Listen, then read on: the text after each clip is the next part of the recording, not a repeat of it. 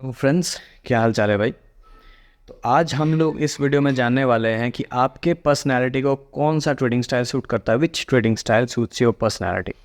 Okay, तो video में आगे बढ़ने से पहले एक रिक्वेस्ट है, प्लीज़ प्लीज़ वीडियो को लाइक कीजिए और चैनल को प्लीज़ सब्सक्राइब कीजिए, ताकि मैं ऐसे ही इंटरेस्टिंग वीडियोस और आगे भी लाता रहूँ। और कोई भी डाउट हो तो बिंदास कमेंट में पूछिए, मैं ज़रूर रिप्लाई करूँगा। ओके, तो सबसे पहले जान लेते हैं कितने टाइप्स ऑफ ट्रेडिंग होते हैं। ट्रेडिंग के टाइप्स बोल लो, फॉर्म्स बोल लो, या ट्रेडिंग स्टाइल बोल लो। ओके, देखो बहुत सारे होते हैं। पोजिशनल है, स्विंग ट्रेडिंग है, intraday trading, scalping, high frequency trading, quant trading, ठीक है, S T B T B T S T, बहुत तरीके के होते हैं। लेकिन इस वीडियो में हम लोग सिर्फ 4 फॉर्म्स ऑफ ट्रेडिंग के बारे में बात करेंगे। पहला पोजिशनल, दूसरा स्विंग ट्रेडिंग, तीसरा स्कैल्पिंग, चौथा इंट्राडे। ओके, और इंट्राडे और स्कैल्पिंग के बारे में हम लोग थोड़ा सा इन डेप्थ जाएंगे, क्योंकि जो एक बिगिनर होता है वो यहीं से स्टार्ट करने की कोशिश करता है, और लॉस करते करते धीरे धीरे होपफुल ट्रेडिंग करते करते इंट्राडे, पहले सपोज वो इंट्राडे ट्रेडिंग में आया, उसने इंट्राडे ट्रेडिंग चूज़ किया, और इंट्राडे में जो लॉस होने लगा ना, उसके पुअर रिस्क मैनेजमेंट के वजह से जो लॉस हो रहा है, वो लॉस को कैरी फॉरवर्ड कर लेता है, और वो इंट्राडे ट्रेडर से स्विंग ट्रेडर बन जाता है, फिर पोजिशनल की तरह जाने लगता है। तो ये नहीं होना चाहिए भाई। जो आगे मैं क्लियर कर रहा हूँ क्या है, एक्चुअल डेफिनेशन क्या होता है। ओके, तो आइए जानते हैं। सबसे पहले हम जानते हैं पोजिशनल ट्रेडिंग क्या होता है। तो भाई, positional trading long term perspective से लिया जाता है, more than 1 month, 2 month, 3 month, ये, और 6 मंथ, 1 साल, ये होता है पोजिशनल ट्रेडिंग।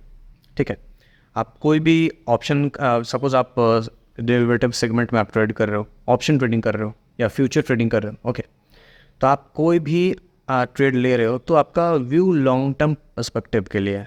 1 महीना, 2 महीना, 3 महीना, 6 महीना। निफ्टी में अगर आप ट्रेड ले रहे हो, कोई ऑप्शन खरीद रहे हो, लीप ऑप्शंस खरीद रहे हो, 1 साल 2 साल दूर के खरीद रहे हो, तो आपका व्यू जो है लॉन्ग टर्म। आप शॉर्ट टर्म गेंस बुक नहीं करना चाहते, आप लॉन्ग टर्म के लिए होल्ड करना चाह रहे हो। ओके, तो ये होता है पोजिशनल ट्रेडिंग। उसके बाद आता है स्विंग ट्रेडिंग।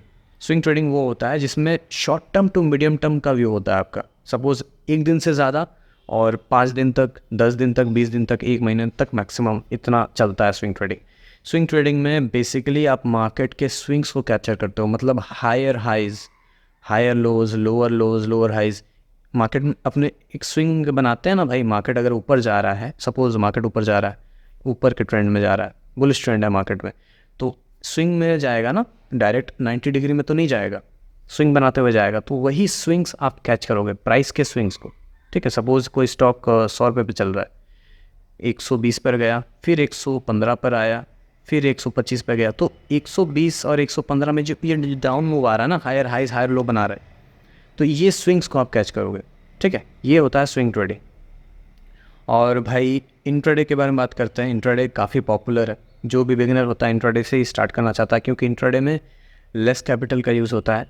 ओके, इसीलिए इंट्राडे के बारे में जानते हैं। इंट्राडे ट्रेडिंग स्टाइल वो है जो आप सुबह आपने मार्केट में ऑर्डर पंच किया 9:15 पे, या 10 बजे, 11 बजे, 12 बजे, कभी भी पंच किया, और आप 3:30 बजे से पहले अपने ट्रेड को कट कर कर निकल जाओगे।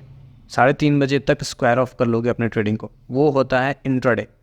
आप 1 दिन से ज़्यादा मतलब अपने ट्रेड को कैरी फॉरवर्ड नहीं करोगे, आप ओवरनाइट पोजीशन लेकर नहीं जाओगे, वो इंट्राडे नहीं होता है। आप सेम डे पर लिए और सेम डे पर कट कर दिए अपना पोजीशन, मतलब शॉर्ट टर्म गेन आप बुक कर लिए एक ही दिन का।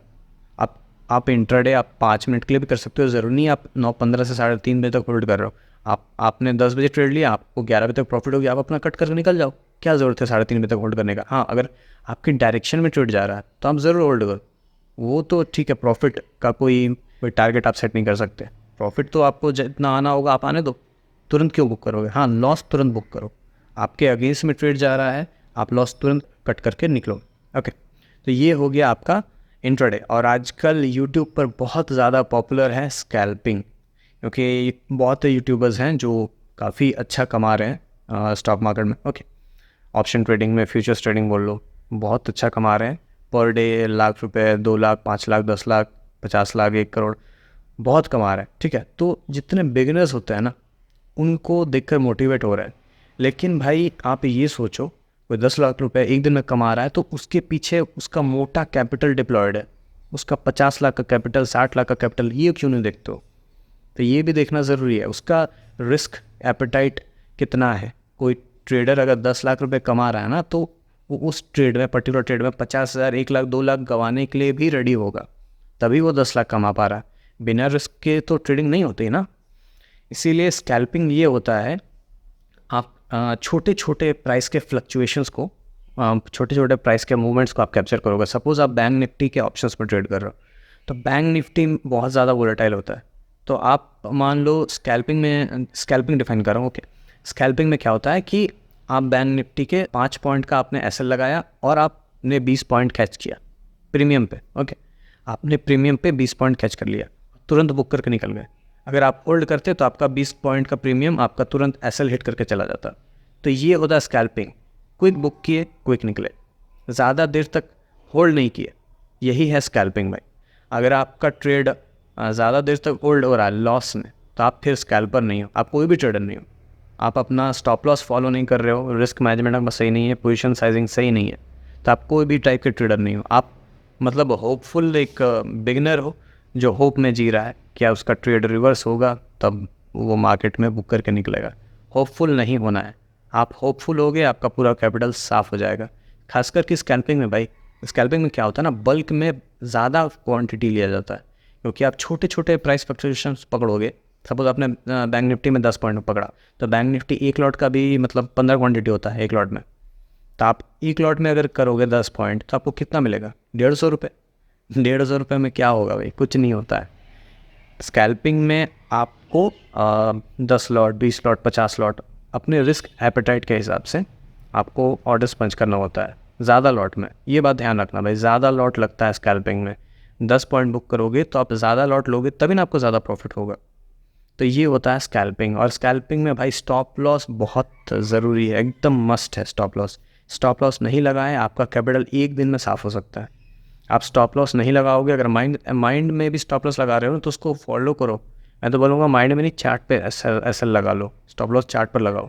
क्योंकि भाई आप बिगिनर हो ना, तो आपका माइंड उस तरीके से अभी बिल्डअप नहीं हुआ है।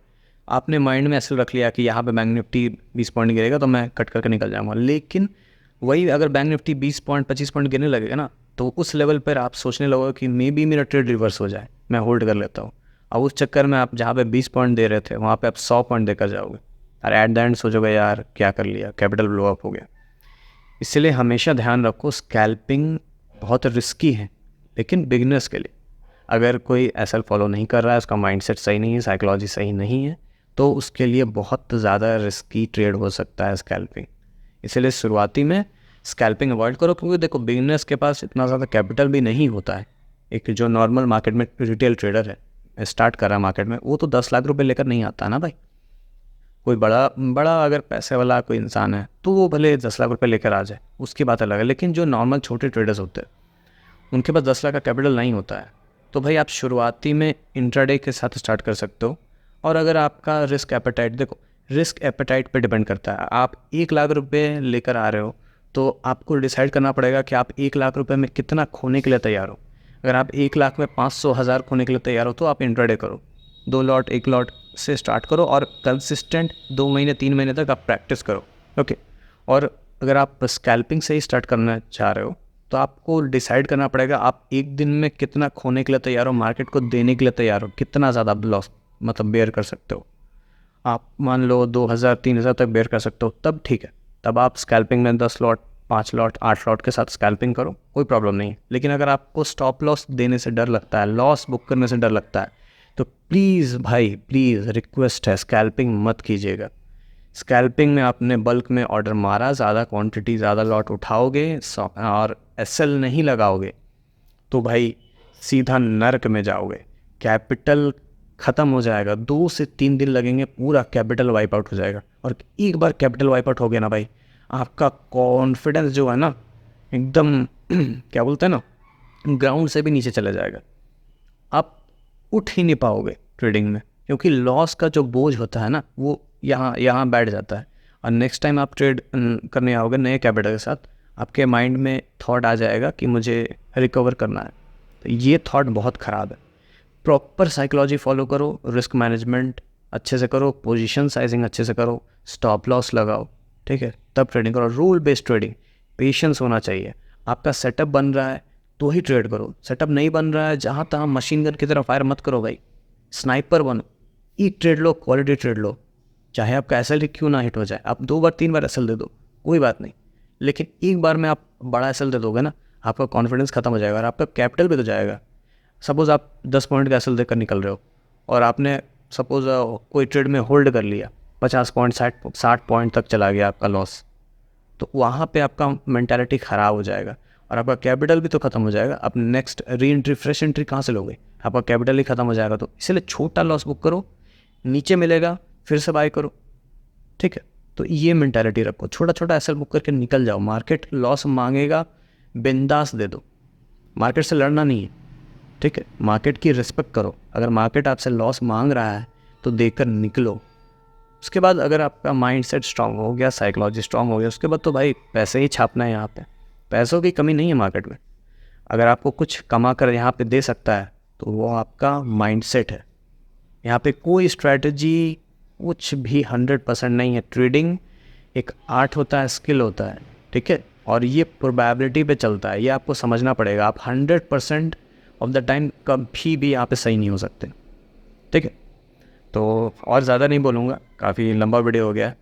तो आप खुद डिसाइड करो कि आपका रिस्क एपेटाइट कितना है, उसके हिसाब से आप ट्रेडिंग करो, ठीक है। आप चूज़ करो, कोई भी स्कैल्पिंग चूज़ करो, इंट्राडे करो, पोजिशनल करो, स्विंग ट्रेडिंग करो। हाँ, एक और बात, अगर आप मान लो आप स्विंग या पोजिशनल कर रहे हो, ठीक है, लॉन्ग टर्म पे, तो लॉन्ग टर्म पे आपका पोजीशन हेज्ड होना चाहिए, मतलब प्रोटेक्टेड होना चाहिए। अगर आपको एक तरफ से ज़्यादा लॉस होने का डर है तो ऐसा कोई एक मतलब पोजीशन साथ में लेकर जाओ जो आपका पोजीशन को हेज करे, आपका पोजीशन को प्रोटेक्ट करे, आपका 100% उस पोजीशन में लॉस ना हो। हाँ, प्रॉफिट भी आपका घट जाएगा लेकिन लॉस भी घटेगा।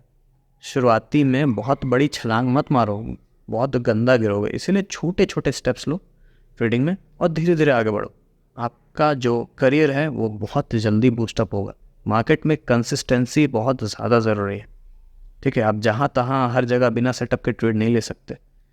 इसलिए इन सब बातों का ध्यान रखो और अपने रिस्क एपेटाइट के हिसाब से आप खुद को जज करो कि आपका कौन सा ट्रेडिंग स्टाइल आपको सूट करता है। ओके, तो वीडियो को यहीं पे एंड करता हूँ, फिर से एक नए वीडियो में मिलेंगे। Bye bye.